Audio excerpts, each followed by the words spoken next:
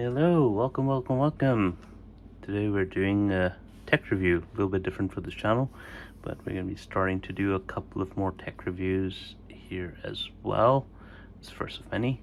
Please like, subscribe, leave comments if you want to see more. Anyways, here I am doing a review of my brand new Samsung Galaxy Book 3 Ultra. I actually got this after selling off my Asus G14 2019 version, which was my previous laptop, but this really caught my eye. The Book 3 Ultra, beautiful laptop, comes with this is the lower end model. There's two models. You can call it the lower end model. This comes with an i7 13th gen with an RTX 4050. It's a higher end model that comes with an i9 13th gen 4070. Given the small form factor of this laptop, like this laptop is very thin, very beautiful. I felt like 4070 was a bit too much. 16-inch laptop, it's more like 16.5 inches, so if you get a 16-inch sleeve for it, you're gonna find it a bit snug, which is fine. I mean, that's usually how you should expect it to be, but it generally looks absolutely gorgeous. Brush metal finish, massive fingerprint magnet. Will get scratched very easily, but you know what, if you've ever seen a MacBook before, you'll know what to expect, because this is essentially Samsung's attempt to make a MacBook. It's even in the same kind of price range, so careful about that one. There are cheaper options out there that offer the same kind of premium look and feel. As an example, you got the Asus ZenBook OLED series, which usually costs around half as much as this, but you do miss a couple of features with that one, a couple of tricks. So, still, I did go for this one because I did like what it was offering. Anyways, brush metal finish. Going below, you got your grill here. Under the hood, two fans over here for cooling. Cooling is fine. It's not amazing. It's not the best I've ever seen, especially when gaming. Like when I was gaming on Jedi Survivor, I played it for about 3 hours. This area does get quite hot. The heat transference is quite a bit, which is a good thing, because there was no drop in performance. The 4050 sung quite well in this laptop. I never saw the temps getting out of control. They always stayed in the 70-ish range, which is normal. It's fine. So I never really had a problem with temps, but the bottom does get hot. Doesn't really affect the inside, so just keep in mind that. So if you're gaming for a few hours and you turn it off and you pick the laptop up, you might feel your hands feeling a bit, and you might feel the laptop a bit hot to the touch. So just keep that in mind. You got 4 feet over here. Under them are screws, and if you take off the screws, you can actually lift up from this lip over here, take off the back, and it's got 16 GB of RAM, expandable storage only, no expandable RAM, can't change anything else, can't access the Wi-Fi card, so keep that in mind. Wi-Fi card is soldered in. Good thing Wi-Fi card is Wi-Fi 6E, you got Bluetooth 5.1, so that's fine. One really nice thing about this is that you got 2 NVMe slots in this laptop, which was a big surprise for me. I really like that. So in the 450, you get a 512 GB NVMe slot over here. In the 4070, you get 1 GB. And over here, you get a free slot so you can put in your own NVMe drive. I've actually put in a 4 gig Sabrent Rocket NVMe, and it works really well. So huge benefit to that. I didn't expect that when I got it, but very nice surprise. All right, here, sound by AKG. You got 2 speakers over here, not exactly bottom firing, more firing from the side. Sounds nice, it's okay, it doesn't get very loud. Good enough. All right, take a look at the ports. On the left, you got two Thunderbolt 4 ports. This is one of the main reasons why I got this. The expandability, Thunderbolt 4, it's great. I mean, if you get USB 4 on your new laptop, that's just as good. Two Thunderbolt 4 ports are great as well. Both work for charging, both work for displays, so great. HDMI 2.0, not as good. I prefer it was 2.1, especially since the screen is 120 hertz, but you know, it is what it is. It's fine. You can do 120 hertz through the Thunderbolt 4 port, so that's fine. Over here, micro SD card, USB-A 3.1, I think. Yeah. Headphone, microphone, combo jack, all good there. All right. Main event, open it up, and you'll see, second I open it up, actually it was already on, which I forgot, but I'm gonna shut it off. All right. So I can do the reveal one more time. Okay. So you saw the laptop shut off, but if I lift it up again, ta-da, turns on by itself, because this laptop has no power button. So the second you lift the screen up, it's gonna turn on. How do I feel about that? I feel good and I feel bad. Do I like it? Yes. Is it going to be a problem in the future? Yes. Does it make me worried? Yes. Is it cool? Yes. All right, but anyways, why is it a problem in the future? Well, say that, you know, your computer hangs or there's a problem and you want to press the power button for an extended period of time to force turn it off or force reset it. You're not gonna be able to do that. I mean, I think this button does push, so I guess you could do it, but it does worry me a little bit. It's fine though, generally it's fine. I mean, it should work. I haven't really tested it out, you know, long pressing this button in order to turn it off, but it does work. Fingerprint sensor on this is glorious. It's great. It's one of the best fingerprint sensors on a laptop I've ever seen. Always works, never had a problem with it. Trackpad is good. It's a really nice trackpad. It's huge though. Like they essentially just took this bit of the bottom of the laptop and just kind of filled it up. It is a really nice trackpad, works really well, has really nice gestures. Bit big though, and I understand why they put it off center, because you know, when you rest your palm here, you're gonna be doing that. It does annoy me a little bit that it's off center, but I understand why they did it in terms of usability. It's fine. It's fine. So screen, you got dynamic AMOLED screen, 2880 by 1800 3K screen, DCI-P of 120%, so very accurate colors, 120 hertz screen, absolutely beautiful, works really well. Keyboard, let's load up our Word here so I can just show you. Really nice keyboard. Okay, I'm not typing. Quick Brown Fox jumps over the lazy dog. Yep, really nice keyboard, chiclet style. Travel is a bit low, but it's just enough that it doesn't feel uncomfortable or unnatural to type. Feels really nice. You got backlight here, no RGB, you only got white backlight, but still works well. Screen gets plenty bright in sunlight, never had a problem with it. I think it's about 500 nits, gets really bright. HDR screen, so all your gaming needs, works really well.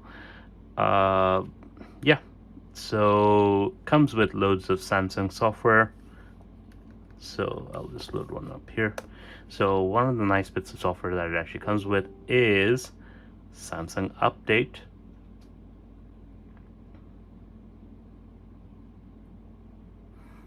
which is taking a second to load. Alright, so it's loaded. Alright, one thing I appreciate about this is that it will automatically check online for any driver updates that you need, and it'll give you the option to update it. It allows you to plug it in and update it. But you know what? I'm okay with that. It's really nice. It brings it all into one space. You can just install it, leave it there. It saves a lot of time. It takes a lot of the technical aspects out of it.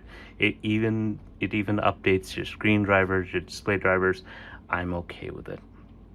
RTX 4050 in this is an RTX Studio version. From what I've seen, according to NVIDIA, RTX Studio and the general RTX 4050 are the same. The only difference between them is that the drivers in the RTX Studio allows it to have more constant performance versus the RTX 4050. So you're not going to see any drops in performance even when you're playing it. So yeah, it's okay. It's okay. Yeah. Battery. All right. So right now, this laptop has 3 modes: quiet, optimize, high performance. High performance obviously is for gaming. Optimize works for gaming as well. You want to dial down settings a bit. Quiet is the one I usually keep it on.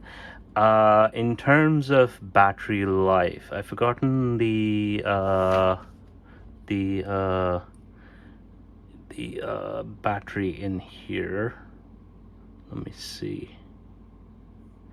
It does not say, but anyways, yeah, the charger that it comes with is a 100-watt charger, which charges in about 2 hours. Battery life in here is about 4 to 5 hours doing general stuff, which isn't the best.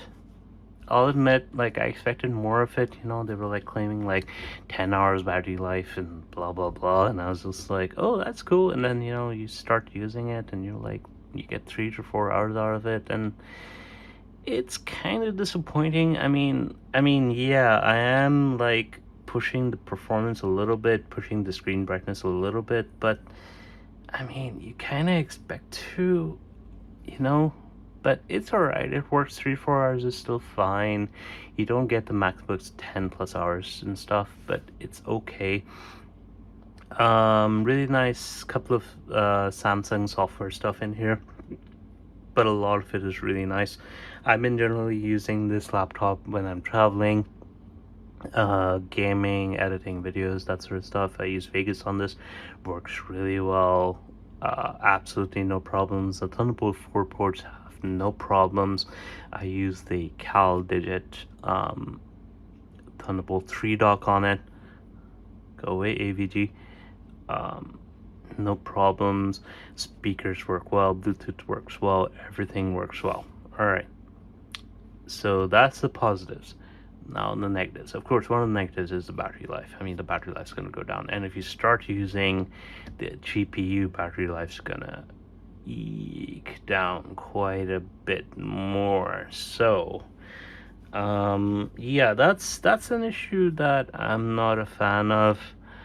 But you know what, it's a trade-off. Sometimes you have to make trade-offs with this kind of stuff. All right, so another negative: speakers sound really nice. They sound they do really well. I'll do Linus Crab Rave here. Oh, what am I doing?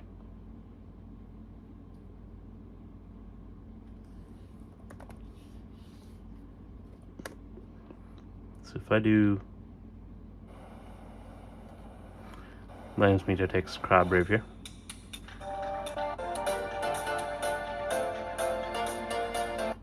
Sounds nice and loud.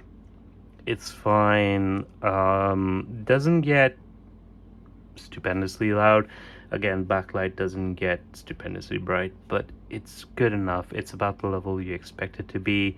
Function keys up here work really well. So back to the negatives. Negatives with this thing. There really aren't many. I've been struggling to think of some. So main negatives would be three. One is I like some kind of camera shield here. The camera does light up when it's in use, which is really nice, so it tells you when it's being used. Camera quality is really good, so I'm okay with that. Again, the 4050 in the small chassis, that does kind of scare me a little bit how hot it gets, but I've looked at the temperatures and temperatures are fine. It is really thin laptop for what it is. 1.76 kilograms, really light as well, so that's about 3 pounds. Really happy with that. Outside screen does get bright, especially in bright sunlight. However, it's slightly less bright in glaring sunlight. Screen's very reflective as well, so that does bother me. That's a negative. But overall, oh yes, this is one of the main things that a lot of people might notice. So I don't know if you noticed the screen, it wobbles. So you might not have noticed it in the whole video, because when it's sitting like this, when it's sitting on your lap, it's fine. You never even notice it. It's just, you know, when you notice it, you notice it. When you move it around, you notice the wobble. It's there, and it was a concern to me when I first got it, but you know what? Over time, I didn't really care. It's fine. It doesn't matter. Yeah, I really like it. I really like what they've done with it. I like how it's been made. Yeah, I would generally really, if you can afford it, that's a big deal, because this thing costs around £2,000, $2,000, right around there for what you're getting. It's a bit pricey. You can get cheaper laptops with the same kind of build quality. Not all this, like, you won't get combination of everything like in this one, like you know, the Samsung software and software experience and all the nice cameras and everything. You won't get, and the nice keyboard and everything. Like, you won't get everything you're getting here, but you will get about 80-90% of what you're getting here, especially on the Asus OLED ZenBook series. So that's worth looking into. You'll get it for about half the price of this, but still, for what you're getting here, ooh, it's a beautiful package. It's a really beautiful package. If it wasn't for the battery life, like if the battery life could reach about 8-9 hours, I would so be like, you don't even need a MacBook anymore, just get this. But the battery life is a bit of a bummer. Yeah. Oh, another negative. So comes with a 100-watt charger. For some reason, if you use any other 100-watt charger, it's gonna recognize it and it's gonna go, oh, use Samsung's official charger to charge it properly, because this might not charge properly on this other 100-watt charger that works perfectly, even though it's not a Samsung one. Yeah, that's a bit annoying. That message always pops up. I don't get it. I don't get why Samsung did this, but it's fine. It works. It still charges. I charge it on my I've played games while charging on my Thunderbolt 3 dock, which outputs 96 watts into Thunderbolt 4. It's fine. I've had no problems with it. So generally, yeah. Beautiful laptop, beautiful performance. It's great. Highly recommend it. If you want to get it, go for it. I'm going to be back in a few seconds with 2 accessories that I think are really great for this very laptop. Back in a sec. So first accessory we're going to look at is the Samsung Galaxy Book Ultra 3, Book 3 Pro, Book 3 Pro 360 Slim Pouch. This is Samsung's own vegan leather pouch for particularly this laptop and 2 others. So putting it in, you can actually see fits in well. Spaced out quite well. Reason why it doesn't fit in as snugly as I think it does is because it's also made for the Book 3 and Book 3 360, which come with an S Pen. So the S Pen actually goes in one of the sides over here. So yeah. So talking about this pouch, It's vegan leather. Quality's okay. No Samsung branding anywhere. It seems like they just kind of grabbed it off the shelf somewhere and sold it. It doesn't feel as good as real leather. Protection is okay. Inside you get soft kind of Alcantara feeling thing. You get a bit of Samsung branding over here, not on the outside. It's fine. I mean, best way I would describe it is that if you've ever felt cheap Chinese faux imitation leather, this feels about 50% better. So personally, I'd say for the price, it's about 50 quid. It's around $60. It's not worth it, but if you want a pouch for your Book 3 Ultra, it's an option. All right, let's go on to the next cheaper option. All right, next cheaper option here, we have a Tomtoc 16-inch carrying pouch. This is usually for MacBooks. It can also be used for Book 3 Ultra. Fits in here, very snug fit, very nice, very high quality. You got space over here as well. I usually use it to carry my cables. So I got the USB-C charger that came with the Book 3 Ultra in here, and you got some really nice padding in here to protect it, including the corners, which if you notice on the vegan pouch, you didn't have any protection in the corners. So you putting in this way or this way, something's gonna get scratched up. But for the price, it's about $20, 15 quid. This is really, really nice. So highly recommend this one if you want to get it at a low price. One more accessory I'm gonna look at in a second. So final accessory you can get for the Samsung Galaxy Book 3 Ultra is a Caldigit Thunderbolt dock. Now, they've actually come out with a Thunderbolt 4 dock. However, I would highly recommend you get a Thunderbolt 3 dock instead, because these are actually going down in price now. I actually found this one online for 50 quid. It's very cheap for what it is. New ones cost about $400. This one's way cheaper now. You can get a lot of them.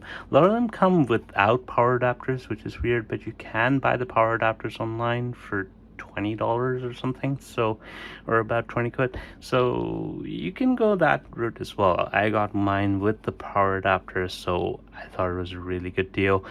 Only big difference between Thunderbolt 3 and Thunderbolt 4 is a couple of extra gigabits in data transfer speed, but if you want to go cheaper, this is a really good option. So you got SD card front, headphone jack, headphone microphone combo, 5 gigabit USB-C, USB-A. Over here you got 5 gigabit USB-A, 2 Thunderbolt 3 docks, Thunderbolt 3 thingies, extension cables. So this God, what am I doing? All right, so this goes into your computer. This can be used to daisy chain your Thunderbolt 4, 10 gigabit USB, optical port, 2.5 gig internet, I think, display port, and a DC in. Comes with a 96 watt power adapter. This is an excellent accessory for your Book 3 Ultra. It's great. You can come home, take one cable, plug it in, charge your laptop, and plug it into your monitor as well. I would highly recommend it. All right, last but not least, one of the more expensive options over here. Nice little case that I got off Etsy. Right, it's the Aldona case. This costs about 70-80 quid. A little bit expensive for what it is, but it is very high quality. All right. here. Nice thing about it, very nice belt inside. A little bit of a compartment over there for a couple of cables. Pop laptop in there. You can see perfectly sized. 2 laptop. Ooh. And put a bit of proof.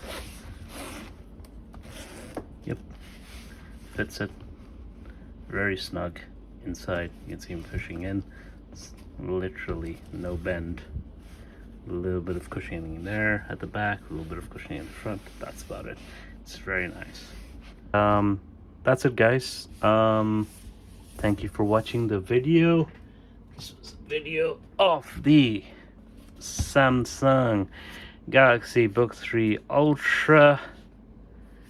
Beautiful laptop. It's great. Highly recommend it. And hopefully I'll do more tech reviews in the future as well, and more gameplay reviews soon as my Steam Deck comes back. So look forward to that. Take care. Like, subscribe. See you soon. Bye.